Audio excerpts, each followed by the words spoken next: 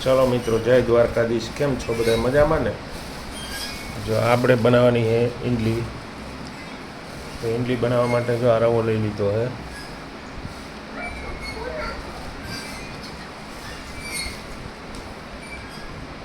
नाख दे पदोई।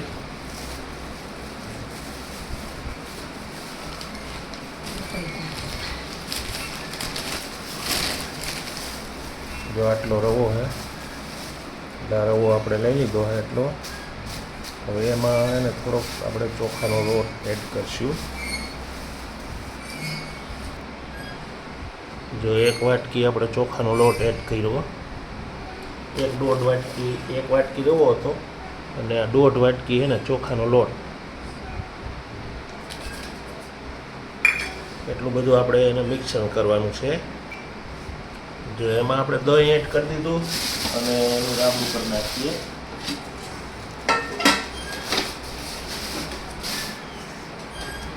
એનું રાબડું હરખુંથી કરવાનું છે। જો આપણે છે ને 1 ચમચી જેટલું નમક નાખવાનું છે। 1 ચમચી નમક,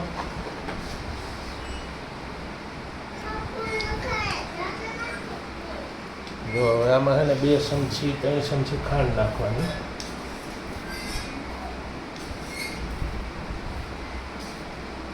જો 3 ચમચી જેટલી ખાંડ અને પછી એને હલાવી અને ઘડીક ઢાંકીને મૂકી દેવાનું। જો અહીંયા પાણી મૂકી દીધું છે ગરમ થવા ઢોકરિયામાં।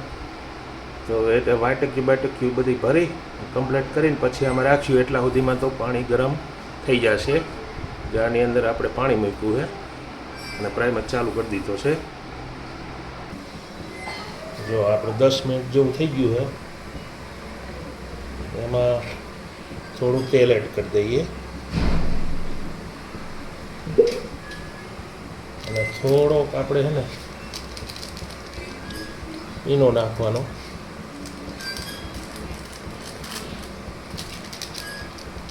પછી એને ખૂબ હલાવવાનું છે।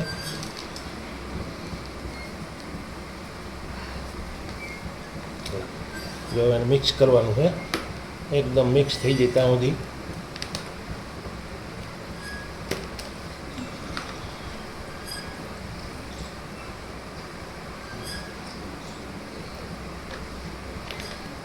ફૂલ હલાવી મિક્સ કરવાનું, એકદમ મિક્સ કરવાનું છે। મિક્સ થઈ જાય ને પછી આપણે એને વાટકી ભરશું, ત્યાં સુધી હલાવતા રહીએ। જો હવે છે ને આપણે આ વાટક્યું છે ને અડધી અડધી ભરવાની, આખી નહીં ભરવાની। પેલા અડધી અડધી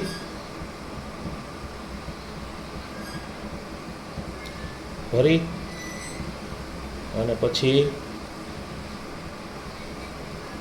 અને બાફવાનું કહો તો બાફવાનું, અને વરાળ કહો તો વરાળ આમાં આપણે મૂકી દેવાનું છે।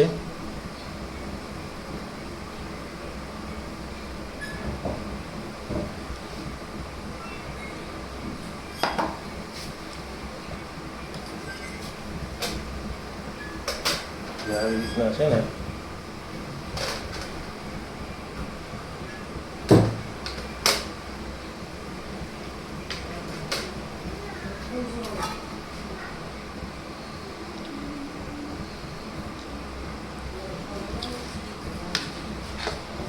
જો આ છે ને બધું ભરાઈ ગયું। હવે આને મૂકી દઈએ આપણે। જો આ કમ્પ્લીટપણે આપણે મૂકી દીધું છે અને હવે ઢોકરીયાને છે ને આપણે ઢાંકી દઈએ। ઢાંકીને 15 મિનિટ એને બફાવા દેવાનું। 15 મિનિટ બફાઈ જાય પછી આપણે જોશું।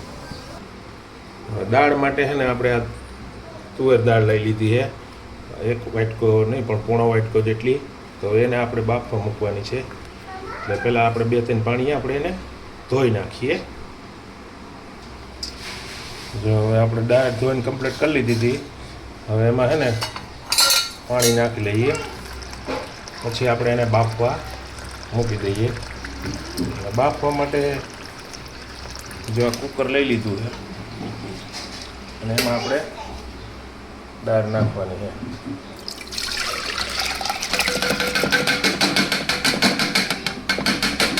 દાળ બધી એને બાફવા મૂકવાની છે એટલે આપણે એને બાફવા મૂકી દઈએ. જો આપણે ખોલીને એકવાર ચેક કરી લઈએ કે બફાણું કે હજી બાકી છે. જો હજી છે ને થોડુંક ચોટે છે એટલે થોડીક વાર હજી રહેવા દઈએ, ત્યાં સુધી બફાવા દઈએ. ત્યાં સુધી આપણે બીજી આઈટમ તૈયાર કરી લઈએ. બીજી આઈટમમાં જો ગલકું લીધું, એક ટમેટું લીધું, 2 આદુના ટુકડા લીધા, 2 મરચી લીધી અને જો આપણે છે ને કમ્પ્લીટ થઈ ગયા છે. હવે તમે જુઓ એ રીતે બફાઈ ગયા છે. હવે આપણે એને ગેસ બંધ કરી દઈએ. ગેસ બંધ કરી દીધો અને હવે જરીક ઠરવા દઈએ, પછી ઉતારી લઈએ નીચે, નહીં તો પાણી હોય નીતરી જાય. એટલામાં તો આપણે છે ને જો શાકભાજી સુધારી લીધા છે. મરચું, ટમેટું, ડુંગળી, ગલકું આ રીતે બધું સુધારીને રાખ્યું છે. જો હવે આપણે ડાયરેક્ટ બફાઈ ગઈ છે એકદમ, એટલે હવે એને આપણે ઉતારી લઈએ અને પછી વઘાર કરશું. પછી ઈંડલી દાળ ખાવાની જો મોજ પડે એ. ત્યાં સુધી વિડીયોમાં બન્યા રહેજો, કેવો બને વિડીયો એ. જો આ દાળ છે ને આપણે એકદમ રાબડા જેવી થઈ ગઈ છે, તો આપણે એને વઘાર મારવાનો છે.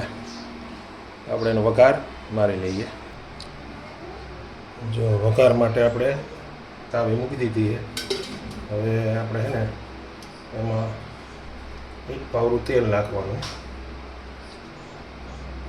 અને પછી ગેસ ચાલુ કરી દેવાનો. ગેસની ફ્લેમ ધીમી રાખવાની છે, દાજે નહીં એટલા માટે. તેલ આવે પછી આપણે એનો વઘાર કરીએ. જ્યાં લસણ ને રાઈ નાખી દીધી, હવે એ તતડી ગયું. હવે એમાં આપણે છે ને મરચાંની કટકી નાખી દેવાની છે પહેલાં, પછી આદુની પેસ્ટ, પછી ડુંગળી નાખી દેવાની. આ ડુંગળી મરચી તીખી છે ભગવાન. આ ડુંગળી ચાતરી જાય ને ત્યાં સુધી જરીક વાર હલાવવાનું છે.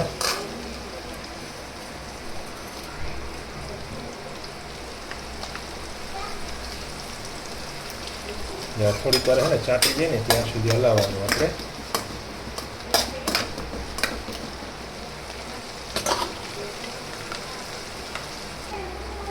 હવે આમાં લીમડાના પાન થોડાક નાખી દઈએ. પહેલાં ન નાખાય, પહેલાં નાખો ને તો બળી જાય. અને પછી એને જો આ ટમેટાં અને આ એક ગલકું નાખી દીધું આપણે, બધું એડ કરી અને થોડીક વાર સાતરવા દેવાનું. પછી આપણે બધા સાદા મસાલા એડ કરવાના છે. થોડીક વાર છે ને સાતરે ને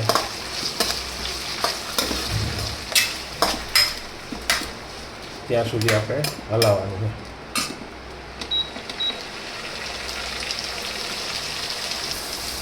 જો આપણે સળવાયું છે તો એમાં આપણે મસાલા સાદા છે તો સાદા મસાલા એડ કરી દઈએ. જો 1 ચમચી હિંગ નાખવાની, 1 ચમચી ધાણા જીરું અને અડધી ચમચી હળદર અને ગરમ મસાલો નાખજો અડધી થોડીક ચમચી જેટલો. અને ચટણી છે ને આપણે લસણવાળી છે, લસણવાળી ચટણી એડ કરવાની છે. તો પહેલાં આને આપણે હલાવી લઈએ. જો 1 ચમચી લસણવાળી ચટણી છે એને આપણે એડ કરવાની છે.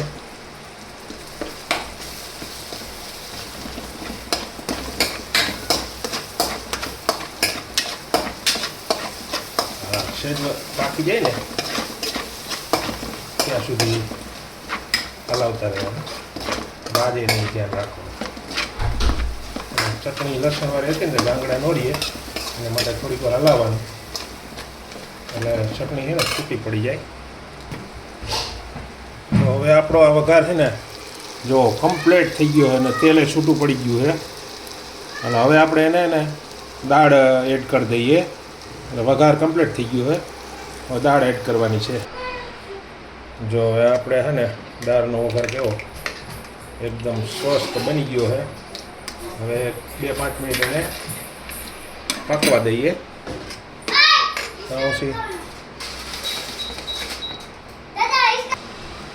હવે આપણે દાળ પાકીને કમ્પ્લીટ થઈ ગઈ છે. તો એમાં જો આ લીંબુનો રસ આપણે એકાદું લીંબુ આમાં ખટાશ માટે નીસોઈ નાખવાનું. બાકી દાળ પાકીને કમ્પ્લીટ થઈ ગઈ છે. જ્યાં એક લીંબુ આપણે નીસોઈ નાખવાનું. અને વધારે પૂરતું જોતું છે તો પછી ઉપર નીસોઈશું. તો અત્યારે તો આપણે એક નીસોઈ નાખ્યું ખટાશ માટે. અને હવે આપણે દાળ પાકીને કમ્પ્લીટ થઈ ગઈ છે. તો આપણે ગેસની ફ્લેમ બંધ કરી દઈએ અને રેસીપી તૈયાર કરીએ. તો આ હતી આપણી દાળ. દાળ થઈ ગઈ કમ્પ્લીટ. એમાં થોડી ધાણા ભાજી એડ કરી દઈએ માથે આ રીતના. અને પછી આપણે તો આ છે આપણે ઈડલી સંભાર અને આ છે આપણી દાળ. જો આવી રીતના દાળ એડ કરી દેવાની. એટલે આ દાળ તમે કયો કે જે કયો એ સંભાર કયો જે કયો એ. અને પછી જો આ રીતે આ ખાવાનું. આ રીતે જો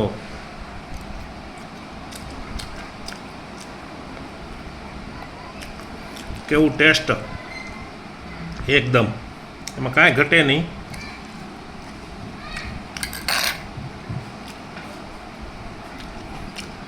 આ દાળ ઈડલી છે, આ સલાડ છે, લીંબુ છે અને આ છે આપણો વિડીયો.